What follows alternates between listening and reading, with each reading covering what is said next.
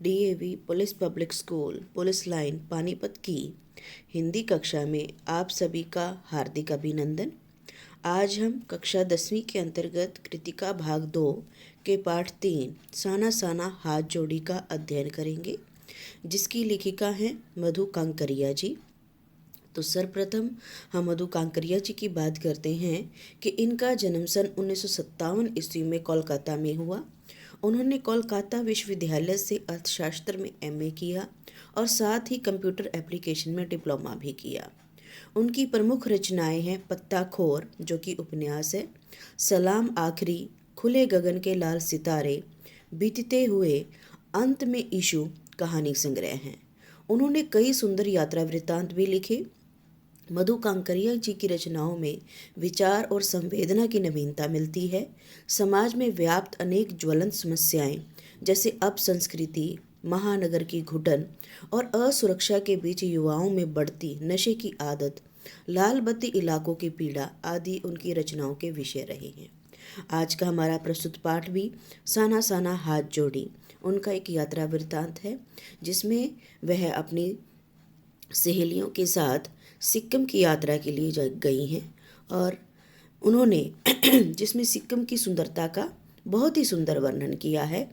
उन्होंने सिक्किम की सुंदरता का वर्णन करते हुए इसमें दर्शाया कि किस प्रकार वे रात में जगमगाते गैंगटॉक शहर को किस प्रकार से देख रही थी और उन्हें वह कितना सुंदर प्रतीत हो रहा था, और इसके उपरांत इस सुंदर दृश्य को देखकर उनके मन में किस प्रकार की असीम शांति ने जन्म लिया और खिड़की से बाहर दृश्य को देखकर सुबह के समय उनके मुख से अपने आप ही, जो कि उन्होंने नेपाली युवती से प्रार्थना के शब्द सुने थे, साना साना हाथ जोड़ी, वो अपने आप ही मुंह से फूट पड़े। साना साना हाथ जोड़ी एक गर्दहू प्रार्थना, जैसा कि वो गा रही थी नेपाली युवती, साना साना हाथ जोड़ी गर्दहू प्रार्थना हमरो जीवन तिम्रो कसौली, अर्थात छोटे छोटे हाथ जोड़कर मैं प्रार्थना कर रही हूँ कि मेरा सारा जीवन अच्छाइयों को ही समर्पित हो। इसके उपरांत लेखिका कंचनजंगा के दृश्य को देखना चाहती थी, परंतु वह नहीं देख पाई क्योंकि मौसम साफ नहीं था। मौसम साफ न होने के कारण कंचनजंगा का दृश्य न देख पाने के कारण वह जितेन नार्गे और अपनी सहेलियों के साथ युमथांग, जो कि वहाँ से 149 किलोमीटर की दूरी पर था, निकल पड़ी। रास्ते में उन्होंने अनेक कठिनाइयों का सामना तो नहीं किया, परंतु देखा कि किस प्रकार इन रास्तों का निर्माण हुआ है, प्रकृति के दृश्यों का पान किया कि ये रास्ते बनाने में किस प्रकार से लोगों ने अपने जीवन को मौत के करीब पाया है, या मौत के मुंह में डाला है, या मौत को भी झुठला दिया है। इसलिए स्थान स्थान पर देखा कि किस प्रकार के शब्दों के माध्यम से ये बताया गया है कि if you are married then divorce speed, अर्थात अगर आप शादीशुदा हैं तो स्पीड से डाइवोर्स ले लीजिए।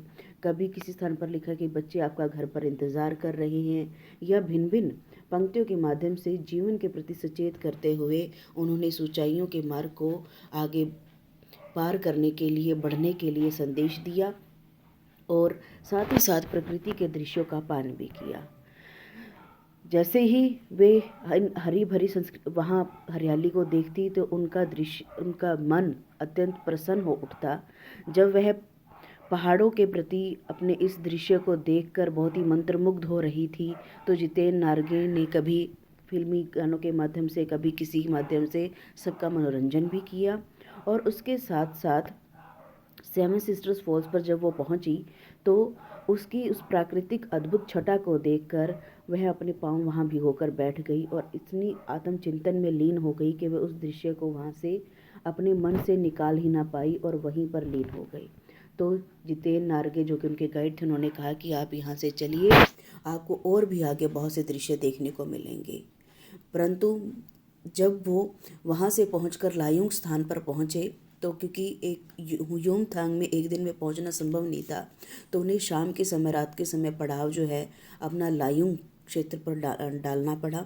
वहाँ वे एक लकड़ी के घर में रुके और वहाँ बातचीत करने पर उसने अपनी मन की इच्छा को प्रकट किया कि वह बर्फ़ से ढकी वादियों को, पहाड़ों को देखना चाहती है। तो वहाँ के एक निवासी ने बताया कि अब आपको, अगर आपको ऐसे दृश्य देखने हैं तो यहाँ नहीं मिलेंगे या इसके आसपास नहीं मिलेंगे, अपितु कटाव में आपको बर्फ़ से ढकी हुई पहाड़ियाँ मिलेंगी। इसलिए स्थान स्थान पर जैसे ही जब भी कटाव पहुंची या कटाव पहुंचने के स्थानों पर उनको प्राकृतिक वादियों में फूलों से भरी हुई वादियां भी मिली। और इसके साथ जब वो कटाव पहुंची, कटाव में पहाड़ों को बर्फ़ से ढका हुआ देखकर उन्होंने उनको शत शत नमन किया। मनी जो कि उनकी सहेली थी, उसने भी उनको शत शत नमन किया और दिखाया कि किस प्रकार ये जलप्रपात हमारी प्राकृतिक संरचना को लिए हुए और किस प्रकार से हमारा निर्वह भी कर रहे हैं।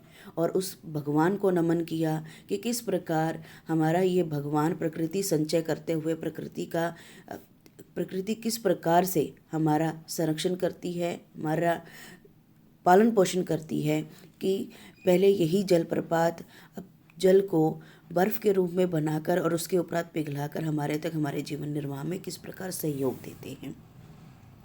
तो यूं ही यूमथांग, जब वो इसके उपरांत कटाव से यूमथांग के लिए निकले तो कटाव पहुंचने पर उन्होंने बहुत सा आनंद लिया, बर्फ़ के साथ अटखेलियाँ की। अटखेलियाँ करते करते उन्होंने उसका पान भी किया। जब वो फिर उसके उपरांत यूमथांग के लिए निकले तो उनका सामना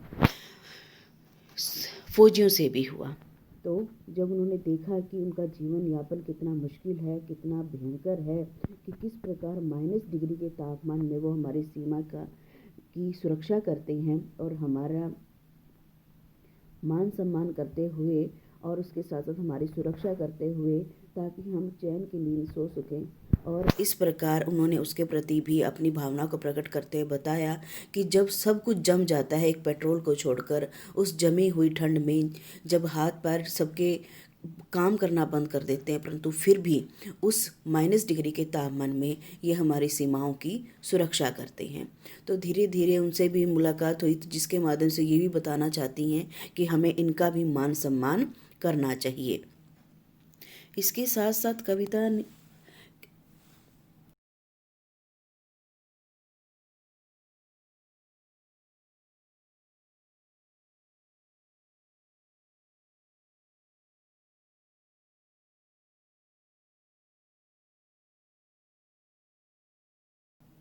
उन्हें एक स्थान पर कुछ बौद्ध पताकाएं दिखी, जो कि श्वेत रंग की भी थी। और उसमें जितेन आर्गे ने बताया कि ये श्वेत पताकाएं किसी बौद्ध भिक्षु के मृत्यु की प्राप्ति के उपरांत उसकी आत्मा की शांति के लिए लगाई जाती हैं, जो कि अहिंसा और शांति का प्रतीक है। और उसने यह भी बताया कि जब कोई शुभ कार्य होता है तो ये रंग बिरंगे रंग की लगाई जाती हैं, और अन्यथा यदि किसी की मृत्यु होती है तो ये श्वेत रंग की लगाई जाती हैं। साथ ही साथ उसने धर्म चक्र का भी उल्लेख किया। तो जब उसने धर्म चक्र का उल्लेख किया तो लेखिका ने वर्णन किया कि किस प्रकार सब जगह हमारे पूरे भारत की आत्मा एक जैसी ही है, संस्कृति एक जैसी ही है, जहाँ पाप और पुण्य की अवधारणाएं एक जैसी मान्यताएं बनाए हुए हैं, कहीं पताकाओं के माध्यम से तो कहीं गंगा में डुबकी लगाने के माध्यम से। क्योंकि यहाँ पताकाओं के माध्यम से बताया गया कि पताकाएं लगाने पर आपके पाप या पुण्य की अवधारणा बनी रहती है। हमारे यहाँ गंगा में डुबकी लगाने पर कि गंगा में डुबकी लगाएंगे तो सारे पाप उतर जाएंगे। तो इसके साथ साथ उन्होंने इस धार्मिक संस्कृति का भी उल्लेख किया कि भले ही वो हमारे से दूर उत्तर भारत में निवास करता सिक्किम, एक छोटा सा प्रदेश जो कि पहले चीन के अधीन था, परंतु चीनी सीमा के अधीन होने के साथ साथ चीन से वापस आने के उपरांत भी वह भारत में आकर अपने आप को सुरक्षित महसूस कर रहा है। जो कि अंत में की पंक्तियों में उन्होंने जब सिक्किमी युवती से भी पूछा कि आप सिक्किमी हैं, तो उन्होंने बहुत ही गर्व से ये कहा कि मैं सिक्किमी नहीं अपितु इंडियन हूँ।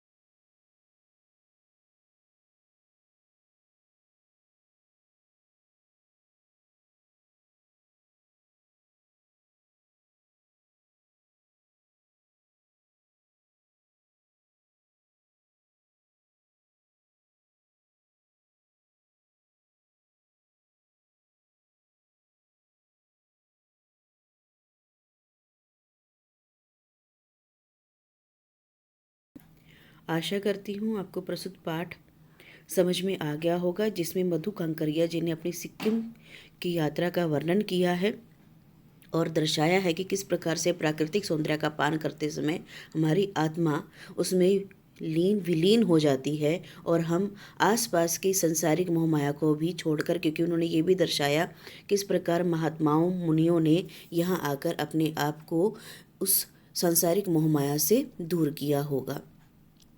धन्यवाद। शुभ दिन।